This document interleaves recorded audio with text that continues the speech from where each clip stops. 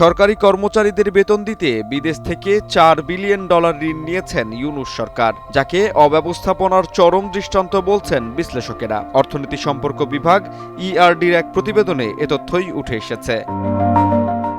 রবিবার বেসরকারি টেলিভিশনে প্রকাশিত এক প্রতিবেদন বলছে 2024-25 অর্থবছরে নেওয়া $9 বিলিয়ন ঋণের $4 বিলিয়নই ছিল পরিচালনা ব্যয় মেটানোর জন্য, যাকে অব্যবস্থাপনার চরম দৃষ্টান্ত বলছেন বিশ্লেষকেরা। তবে দেশের সরাসরি উন্নয়নের বদলে এই ঋণের সবচেয়ে বড় অংশ চলে গেছে সাধারণ সরকারি সেবায়, যার পরিমাণ $4 বিলিয়ন।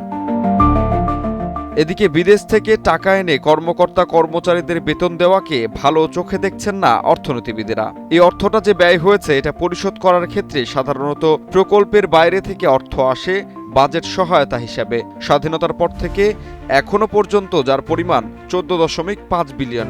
তবে অবাক করা তথ্য হলো এর মধ্যে $4 বিলিয়ন নিয়েছে ইউনূস সরকার। আপাতদৃষ্টিতে এই হার ঝুঁকিপূর্ণ না হলেও সম্প্রতি সতর্ক থাকার কথা বলেছে বিশ্বব্যাংক এবং ঋণ ফাঁদ এড়াতে পরামর্শ দিয়েছে বিশ্লেষকেরা।